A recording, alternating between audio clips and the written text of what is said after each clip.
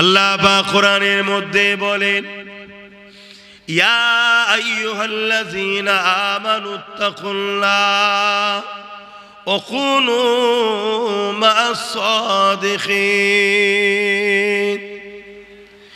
এ দুনিয়া মানুষেরা, তোমরা আমি আল্লাহ আমাকে ভয় করো।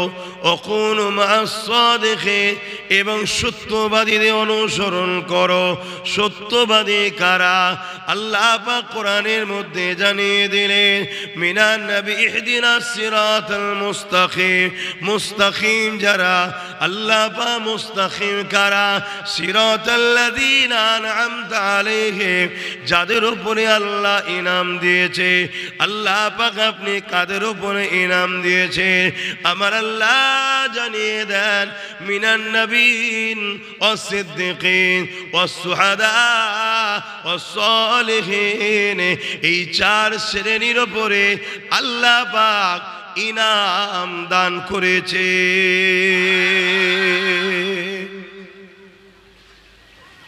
এদের সহবতে কি কাম ভালো বলেন তো, রক্ত বেরিয়ে গেল, ছিদ্র করে দিয়েছে। কোথায় গেল বেটা কামড়ে? হ্যাঁ, কথা শুনছেন? তাহলে নবীন, সিদ্দিকিন, শুহাদা, সালেহিন, এই চার শ্রেণীর উপরে আল্লাহ বড় ইনাম দিয়েছে। এদের সঙ্গে উঠা বসা করা, বন্ধুত্ব করা, এদের সাথে বসা, এদের কাছে থাকা, এটা আল্লাহ পাকের পক্ষ থেকে হুকুম, এবং আল্লাহকে ভয় করারও হুকুম দিয়েছে।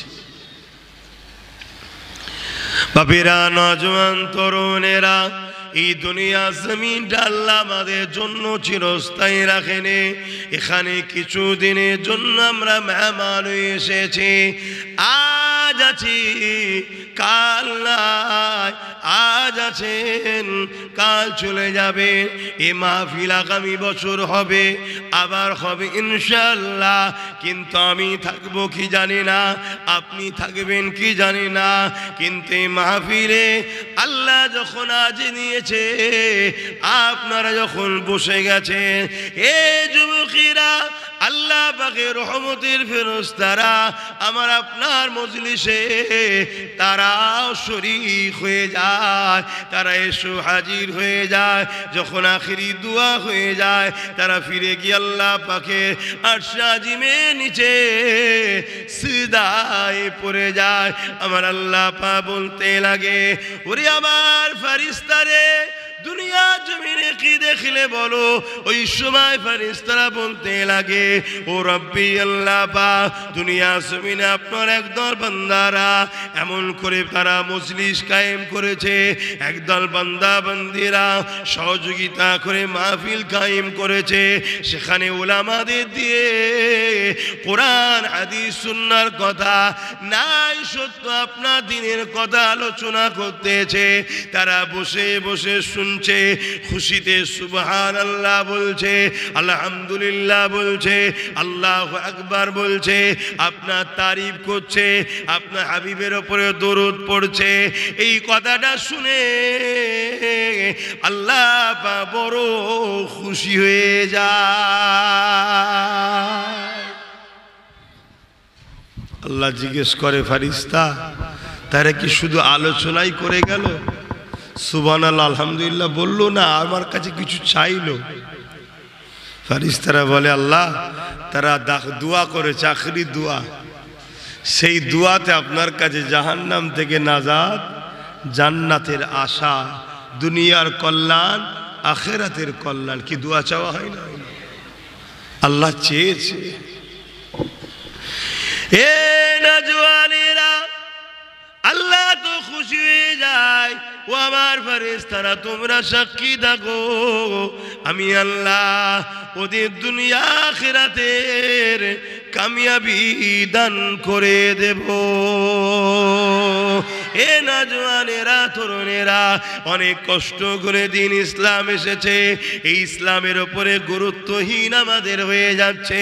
মনে রেখে দিও, ইসলাম এমন একটা নিয়ামতের জিনিস, ইসলাম আছে তাই মা বাপের সম্মান আছে, ইসলাম আছে তাই গরিবের হক আছে, ইসলাম আছে বড়দের সম্মান আছে, ইসলাম আছে ছোটদের স্নেহ আছে, ইসলাম আছে নারীর অধিকার আছে, ইসলাম আছে নারীর সম্মান আছে, ইসলাম আছে স্বামীর সম্মান মর্যাদা আছে, ইসলাম আছে নারীর ভালোবাসা আছে। এ যুবকেরা, যদি ইসলাম থেকে তুমি আমি সরে যাই, মনে রেখে দিও ইসলামের কোনো অসুবিধে নাই। আমার আল্লাহ এই নিয়ামতকে তোমার থেকে কেড়ে নিয়ে নতুন প্রজন্ম তৈরি করে তাদের হাতে দিয়ে দেবে।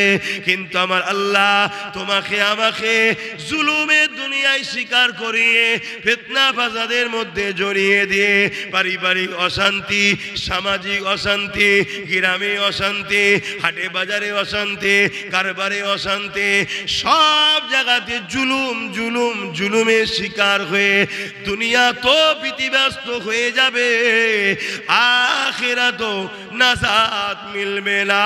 আল্লাহ রসুল কত কষ্ট করে যে দিন ইসলামটা আমাকে আপনাকে দিয়ে গেছে, এই দিন ইসলামের নিজেকে পালন, দিন ইসলামের ওপরে জীবন পালন করা এবং দিন ইসলামের ওপরে নিজেকে টিকিয়ে রাখা এবং নতুন প্রজন্মের কাছে দিন ইসলামকে পৌঁছে দেওয়া, এটা তোমার আমার ইমানের দায়িত্ব আছে না? না আছে। কিন্তু আজকে যদি আমার ভাইগুলো তোমরা না আসতে, তাহলে দিন বুঝবে কি করে? আর না আমরা আলোচনা করতে পারবো তোমাদের কাছে। তোমরা আজকে ধরা দিলে, আসলে বসলে আমরা দুটো কথা বলছি, সেগুলো তোমরা শুনছো। বলো, এই যে এতগুলো লোক বসে গেল, এই মজলিসটার সৌন্দর্য বাড়লো না কমলো? কার মজলিসের দাম বাড়লো, আমার না ইসলামের? তোমরা তাহলে কার মজলিসের সম্মান দিলে? আর যদি এইটা তোমাদের বুদ্ধিতে না থাকতো, তাহলে আল্লাহ তোমাদের জমিনে সম্মান দেবে? হ্যাঁ, দেখো না চারিদিকে কেমন হচ্ছে, বলো। এখন এই সমাজে মুসলমান মারলে তাকে পুরস্কৃত করা হয়, কথা কি ভুল বলছি? কেন? আমরা এমন জায়গায় চলে গেছি, আল্লাহ আমাদেরকে সমাজে বেউজ্জতি করছে। আল্লাহর বিনা হুকুমে গাছের পাতা লড়ে? তাহলে আল্লাহর বিনা হুকুমে মওত হয়? তাহলে সবটাই আল্লাহর হুকুমেই হচ্ছে, কিন্তু এটা আমাদের কর্মের ফল। এখনো সময় আছে, বোঝেন, বুঝার চেষ্টা করেন। আমরা কেন আপনাদেরকে বকাঝোকা করি, কেন বুঝাই, কি দরকার আছে? এই কারণে আপনারা যে দূরে দূরে সরে যান, আপনাদের আখিরাত ক্ষতি হয়ে যাবে। আল্লাহ নবীকে মুহাব্বত যদি করেন, একবার বিবেককে তো প্রশ্ন করা দরকার। তরুণেরা, আজ থেকে ১৫০০ বছর আগে আল্লাহ যখন দুনিয়া জমিনে এসেছিলেন, এই জমিনের ওপরে মাকে ছেলেরা জন্তু জন্তু পুঁতে দিত, মাকে হত্যা করে দিত, বাপেরা কন্যাগুলোকে জন্তু জন্তু পুঁতে দিত, তাদেরকে হত্যা করে দিত। গরিবের কোমরে লাগাম লাগিয়ে রশি দিয়ে বেঁধে বাজারে নিলামে তুলে বিক্রি করা হতো। মানুষের কোনো মর্যাদা ছিল না গো, গরিবের কোনো অধিকার ছিল না গো, নারীদের কোনো অধিকার ছিল না। এই জমিনের ওপরে হিংসা ভরেছিল, এই জমিনের ওপরে খুন ভরেছিল, এই জমিনের ওপরে অশান্তি ভরেছিল, এই জমিনের ওপরে ফিতনা ভরেছিল, এই জমিনে খুন খারাপি চারিদিকে হয়েছিল। অশান্তি দাবানালে পুরো পৃথিবী দাও দাও করে জ্বলতেছিল। এই অশান্ত পৃথিবীকে শান্ত করার জন্য মহান স্রষ্টা রব্বুল আলামিন দিলেন তিনার দোস্ত পেয়ারা নবী নূর নবী হায়াতুন নবীকে পাঠিয়েছিলেন। নবী আমার এই জমিনের উপরে নাই সত্য, ইনসাফ, ইনসানিয়াত, বাপের মর্যাদা, মায়ের মর্যাদা, নারীর অধিকার, গরিবের অধিকার, এতিমের অধিকার, বিধবার অধিকার, সন্ত্রাস মুক্ত পৃথিবী তৈরি করতে গিয়ে আল্লাহ নবী কতটা কষ্ট হয়েছে। এ যুবক, একবারও কি কখনো চিন্তা করে দেখেছো তোমার পূর্ব মাদানীপুরে কি করে মসজিদটা এলো? তোমার পূর্ব মাদানীপুরে কি করে মাথায় টুপিটা এলো? তোমার পূর্ব মাদানীপুরে কি করে নামাজ রোজাদারি টুপি এলো? তুমি মায়ের পায়ে হাত দিয়ে চুমা দিচ্ছ, এই মাকে তো একদিন মানুষই জ্যান্ত পুঁতে দিত। এই বাপকে তুমি সালাম কদম মুশি করছো, এই বাপই একদিন কন্যা সন্তানকে জ্যান্ত পুঁতে দিত। এই যে মনুষ্যত্ব কি করে এলো? কি করে নারীর অধিকার এলো? আজ তুমি স্ত্রীকে কত ভালোবাসো, তোমার স্ত্রীর দিকে কেউ বুড়াই নজরে থাকা এটা তুমি ভালো নজরে নাও না। তোমার স্ত্রী কোনো অসুস্থ হলে তার জন্য তুমি পেরেশান হয়ে যাচ্ছ, অথচ ১,৫০০ বছর আগে নেকা বলে কেউ ছিল না, যে যাকে খুশি ব্যবহার করত, ব্যবহার হয়ে গেলে তাকে হত্যা করে পর্যন্ত দিত। এই অসভ্যতা থেকে পৃথিবীর মানুষ কি করে মুক্তি পেল গো? কার কষ্টের জন্য, কার মেহনতের জন্য কে এই পৃথিবীকে শান্ত করলো গো? কখনো কি একবারও চিন্তা করে দেখেছো আমার রাসূলুল্লাহ একা কি করে এগুলো করেছে? ইতিহাস বলছে এগুলো করতে গিয়ে আল্লাহ নবীর জীবনে এমনও দিন গেছে নবী আমার রক্তাক্ত হয়ে তাইফের বালিতে পড়েছিল। তুমি উম্মত দাবি করো, তোমার দিলে কি একটু মায়া নাই?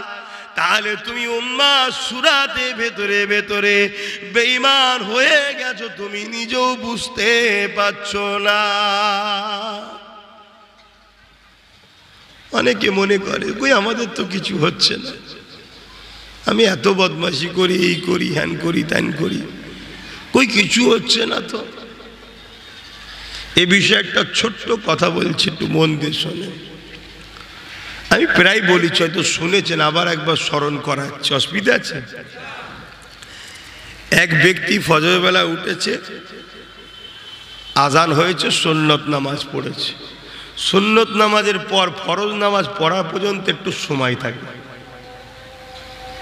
আজান হচ্ছে আপনাদের মহল্লায়?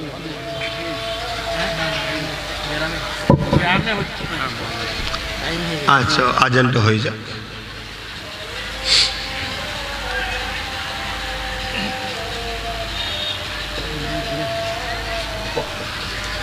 দে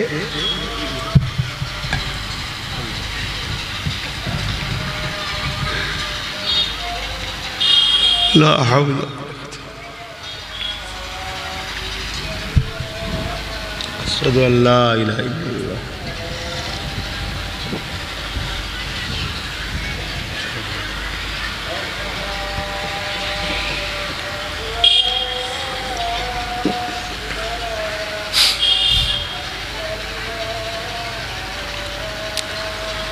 আশহাদু আল্লা ইলাহা ইল্লাল্লাহ।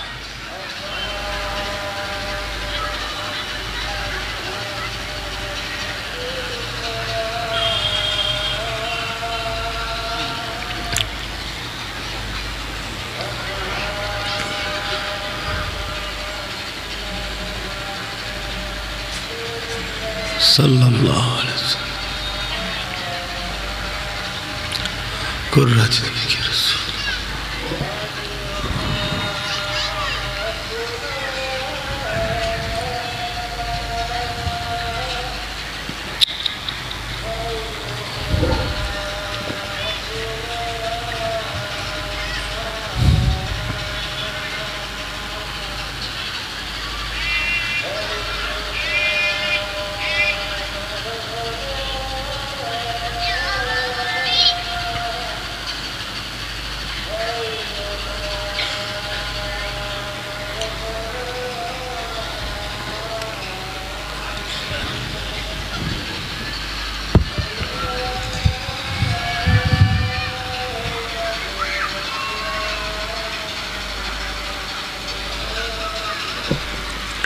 আল্লাহু আকবার।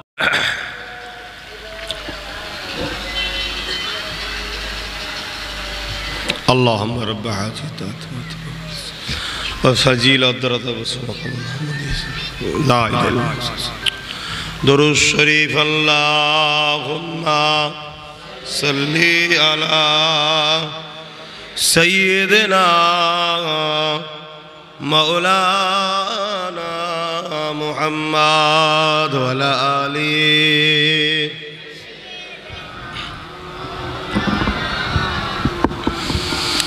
میری الفت مدینے سے یوں ہی نہیں میرے آقا کا روضہ مدینے میں ہے میری الفت مدینے سے یوں ہی نہیں میرے آقا کا روضہ مدینے میں ہے میں مدینے کی جانب نہ کیسے کھینچوں میں مدینے کی جانب نہ کیسے کھینچوں میرا دین و دنیا مدینے میں ہے عرش عظیم پہ جس کا بڑی شان ہے روضہ مصطفیٰ جس کی پہچان ہے روضہ مصطفیٰ جس کی پہچان ہے جس کا غم پلہ کوئی محلہ نہیں جس کا غم پلہ کوئی محلہ نہیں ایک ایسے محلہ مدینے میں ہے اے شہر مصطفیٰ ہے مدینہ کریم ہے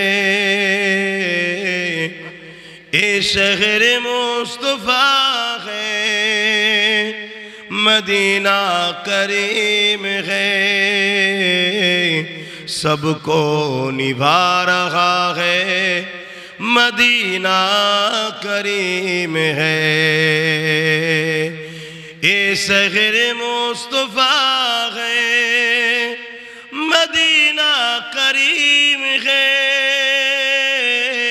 سب کو نبھا رہا ہے مدینہ کریم ہے اللہم صلی علی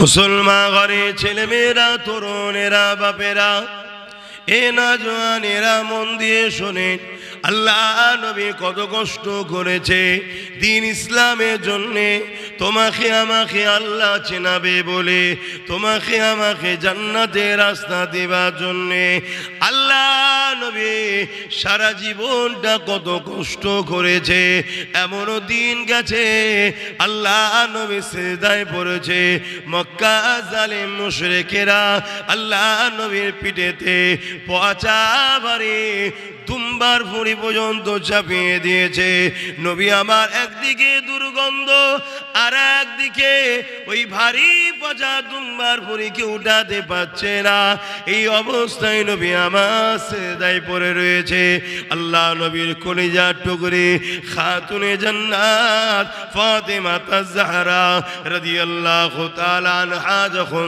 দেখতে পায় এইভাবে হাত দিয়ে ওই পচা ভারী দুর্গন্ধময় ভুঁড়িকে আল্লাহ নবীর পিঠ থেকে খাতুনে জান্নাত তখন ছোট ছেলে আব্বার পিঠ থেকে এইভাবে নামিয়ে দেয়।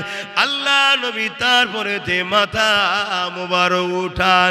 এ যুবকেরা তরুণেরা, আল্লাহ নবীর জীবনে এমনও দিন গেছে নবী আমার ন্যায়ের কথা বলেছে, ইনসাফের কথা বলেছে, গরিবদের পক্ষে বলেছে, মানবতার কথা বলেছে, এতিমদের পক্ষে বলেছে, বিধবাদের পক্ষে কথা বলেছে, নারীদের অধিকারের কথা বলেছে। এই জন্য তৎকালীন সময় জালিম শাসক আবু জেহেল উতবা সাইবা এরা আমার রাসূলুল্লাহকে জানে মেরে দিবার জন্য খুঁজতেছে। আল্লাহ নবী দয়ার নবী পাহাড়ে চলে গেছে। পাহাড়ে গিয়ে নবী আমার আছে, গাছের পাতা খায়, ফল মূল খায়। এ যুবকেরা তরুণেরা, তোমার আমার জন্য নবী আমার ভুলে যায়নি গো। আবার রাতের অন্ধকারে নবী আমার নিচুই নেবে সে মানুষের বাড়ি বাড়ি বাড়ি বাড়ি গিয়ে এক আল্লাহর বাণী শোনাতে থাকে।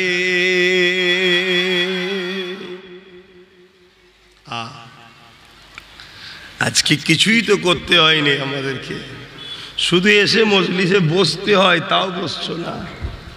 খুব শিগগিরই আসছে দিন তুমি মসজিদে যেতে চাইবে, তোমায় মসজিদে যেতে দেওয়া হবে না। এমন সব জালিমদের ঘরে আল্লাহ শক্তিশালী করে দেবে, আল্লাহই দেবে, আল্লাহই দেবে,